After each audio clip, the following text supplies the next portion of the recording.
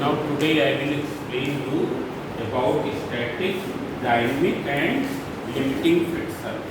Now what is static friction?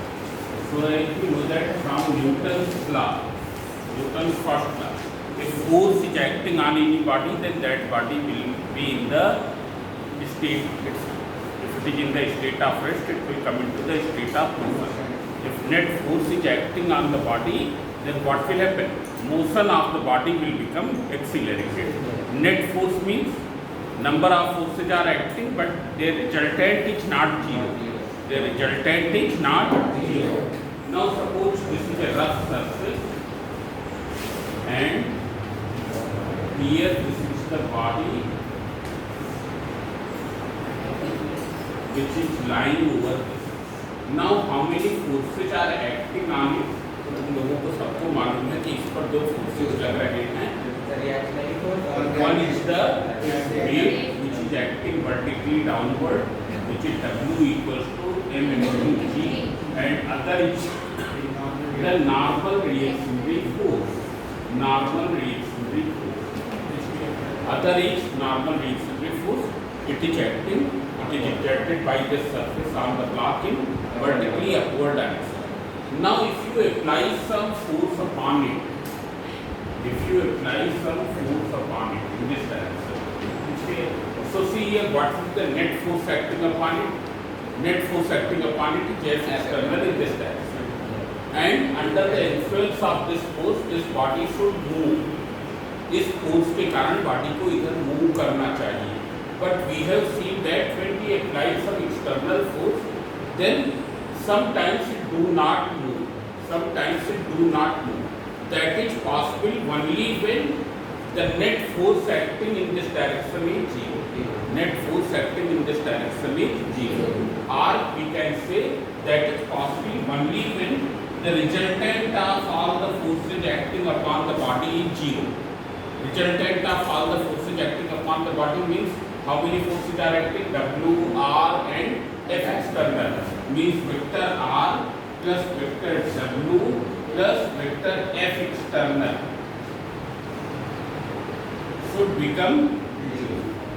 मतलब कुछ ऐसा होना चाहिए कि इन तीनों का resultant zero. When you are applying the force and body is not moving, then the resultant of these three forces should be zero. Now under this condition, when the forces are having these directions, it cannot be zero. जब forces की direction ये होगी तो ये कभी zero हो ही नहीं सकता. ऐसे अब देख लो, इसका मतलब फोर्सेज की डायरेक्शन चेंज होनी चाहिए. तो इसमें से देखो W तो चेंज हो ही नहीं सकता. देखो आजकल से पढ़ाया जा रहा है कि W वर्टिकली डाउनवर्ड लग रहा है, तो ये तो चेंज नहीं हो सकता.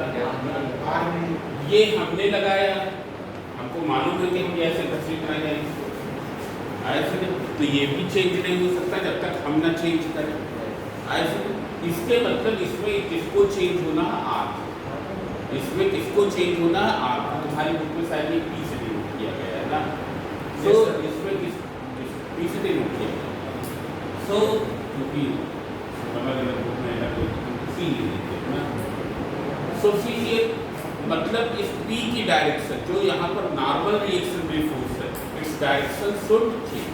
इसकी डायरेक्शन चेंज होनी चाहिए ऐसे. और कैसी हो जानी चाहिए ऐसे, क्योंकि ये तो चेंज हो नहीं सकते. ये हरदम वर्टिकली डाउनवर्ड लगेगा. ये हमने लगाया है, लगेगा ही. Means what will happen? Since the body is at rest, therefore now normal reactionary force under the influence of the external force, when the body is at rest, P will change the direction. Means now what will be? F external will act in this direction.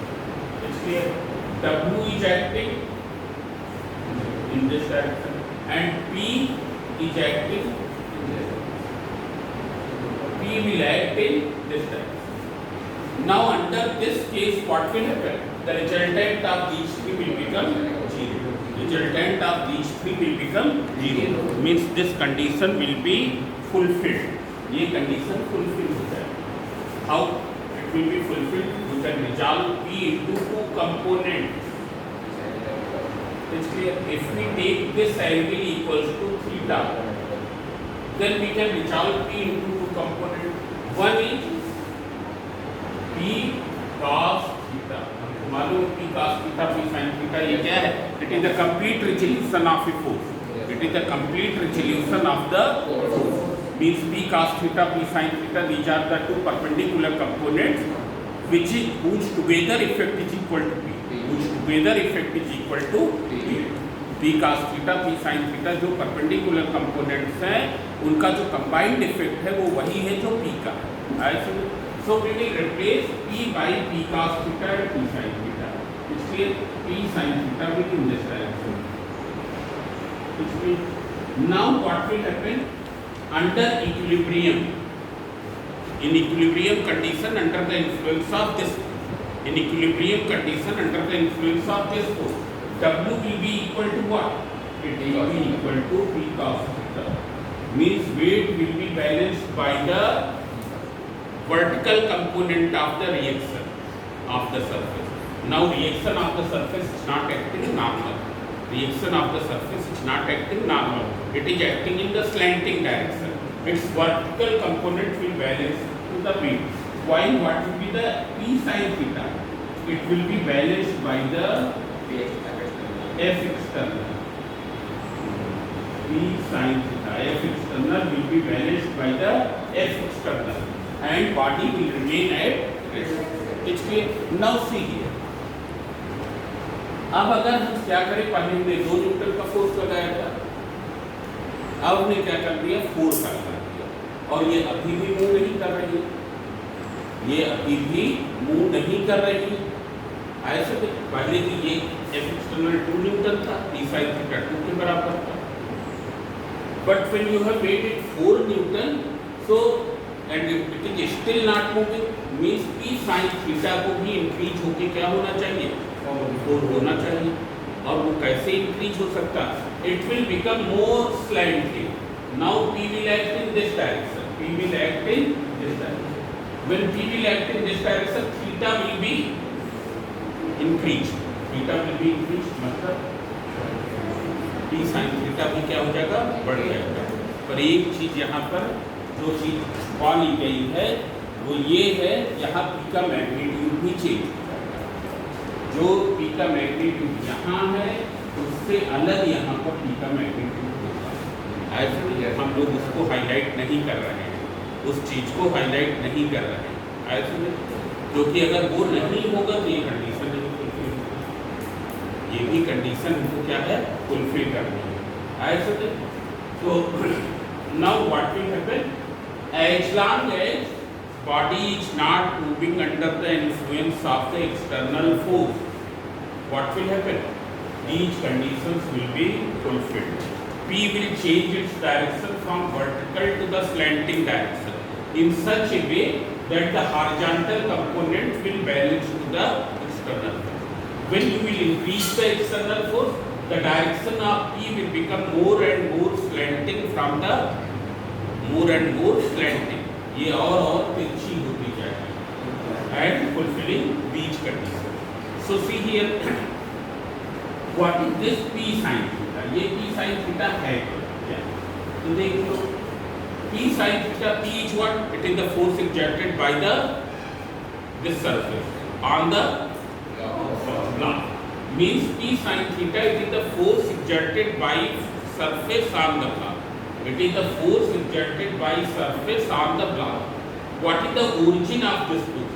This force is arising because of what? Because of frictional force acting in between, frictional force acting in between both the surfaces. दोनों surfaces के बीच में जो frictional force act कर रहा है, that is originating to the P, that is originating to P. तुम इसको ऐसे भी फील कर सकते हो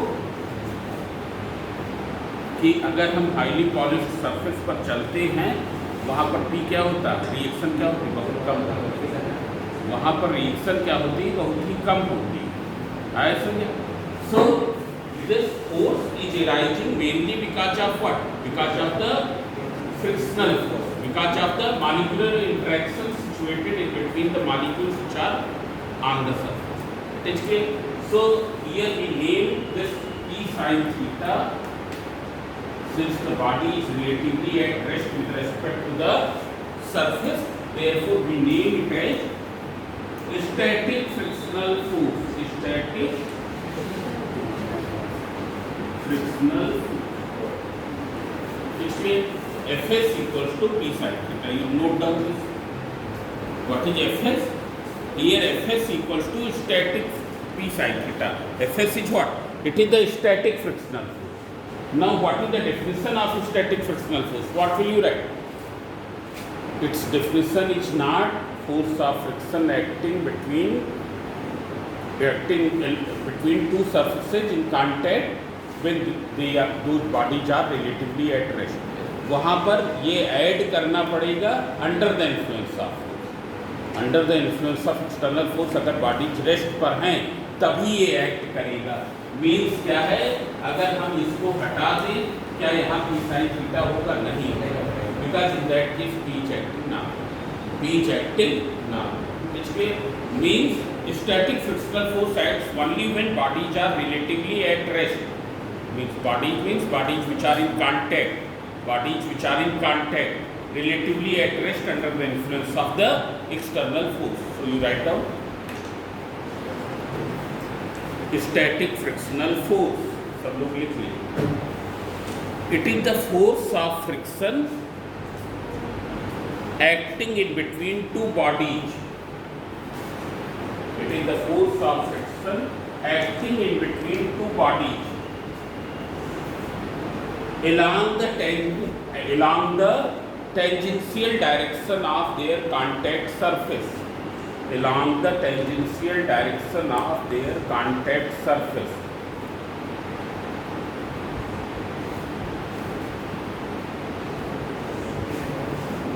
Along the tangential direction of their contact surface.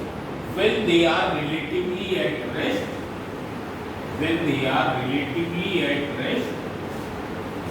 under the influence of the external force, under the influence of the external force,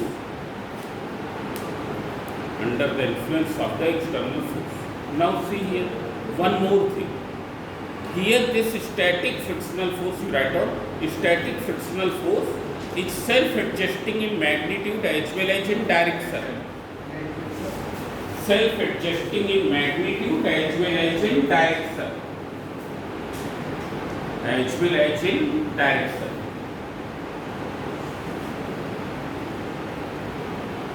मतलब क्या है, इसका मैग्नीट्यूड एक्सटर्नल फोर्स के मैग्नीट्यूड के अकॉर्डिंग वेरी करेगा up to a certain limit.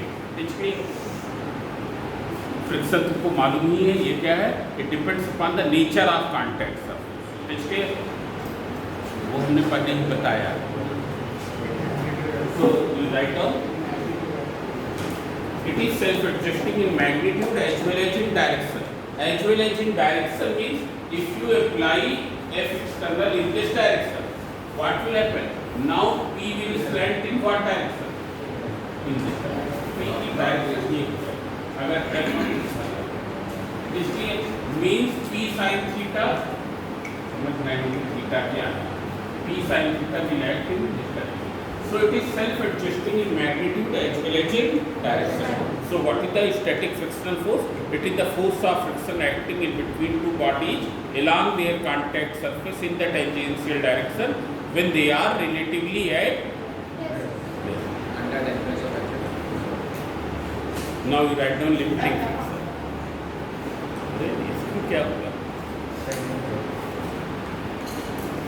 Now you write down limiting friction. अब देख लो limiting friction.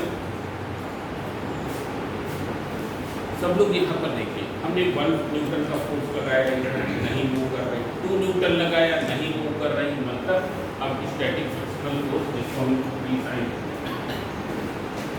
कितना हो गया? 2 न्यूटन. 3 न्यूटन लगाया, अभी भी नहीं मूव कर रही, मतलब 3 न्यूटन हो गया. कैसे हो गया? ये और स्लैंट हो जाएगा। हमने 4 न्यूटन लगाया, it is still not moving, means now FS has become 4 Newton, 5 Newton, 6 Newton, 10 Newton तक पहुंचेगा। It is not moving means FS की वैल्यू जैसे जैसे ही बढ़ रहा है वैसे वैसे क्या है, एफएस मतलब स्टैटिक फ्रिक्शनल फोर्स, वैसे वैसे इसकी वैल्यू बढ़ रही है। बट ये बढ़ सकता है up to a certain limit. क्यों? Because of the nature of contact surface, उनकी क्वालिटी ऑफ रफनेस पर डिपेंड करता है कि कितना रफ सर्फेस है, ऐसे कितना हार्डली इरेगुलरिटीज इंटरलॉक, कितना हार्डली इरेगुलरिटीज इंटरलॉक उस पर डिपेंड करता है। As soon as you are applying 10.0001 newton force, it come into the motion, means this can increase only up to the 10. इसकी मैक्सिमम वैल्यू यहाँ पर क्या है, for this pair of contact surface is what? It is 10. It is 10. So this maximum value of the static frictional force at which the relative motion just begins in between two bodies in contact is called the limiting friction. इसलिए मतलब limiting equilibrium. So you write down limiting friction, it is the maximum value of the,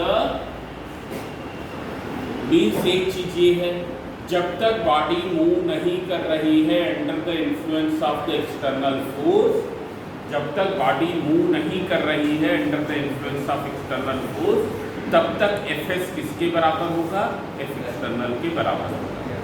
आइए तब तक वो FS F external के बराबर होगा। And limiting friction में क्या है, body just begins to move, just begins to move means क्या हो जाता है, F external just exceeds to the maximum value of FS, so that maximum value of FS at which the relative motion just begins, that is called the limiting friction. So you write down limiting friction, it is the maximum value of static frictional force, it is the maximum value of static frictional force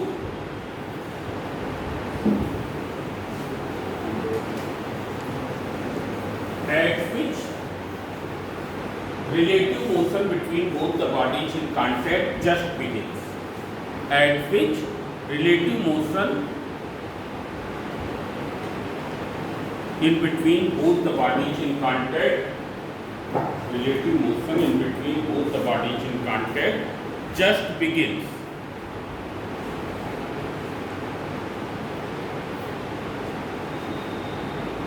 just begins. Have you noted? That is called limiting friction. Now there is one dynamic friction or kinetic friction. Dynamic friction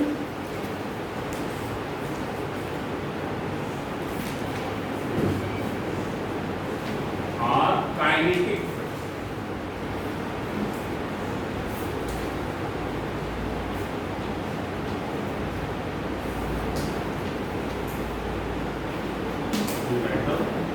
It is the force of friction acting in between two bodies. It is the force of friction acting in between two bodies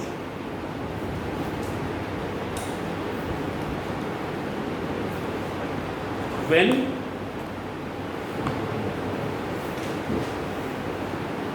they are under the relative motion. They are in the relative motion. They are in the relative motion under the influence of the external force. Under the influence of the external force. Now, what is the under the influence of external force? See here. Here in limiting equilibrium, what happens? These two forces get balanced. ये दोनों forces balance हो जाते हैं। ऐसे मतलब इसका motion कैसा होगा, अनएक्सीलरेटेड। कैसा होगा, अनएक्सीलरेटेड। लिमिटिंग फ्रिक्शन में जो बॉडी का मोशन है वो विदाउट एक्सीलरेशन है। क्यों? क्योंकि ये दोनों क्या है, इक्वल। पर अगर हम ये कर दें 20 मीटर, इधर तो लग रहा है 10 ही, हम ज़्यादा से ज़्यादा 10 तक जा सकता है। ऐसे इसकी मैक्सिमम लिमिट हमने बता दी है 10 न्यूटन है। अब अगर हमने इधर 70 न्यूटन लगा दिया, so now what will happen, a 7 Newton net force will act in this direction and motion will become accelerated. So the force of friction acting at that instant is called the dynamic friction. Force of friction acting at that instant means when the body is in the relative motion under the influence of the external force, that is called the dynamic friction. मतलब dynamic friction जब है तब body का motion क्या है, accelerated.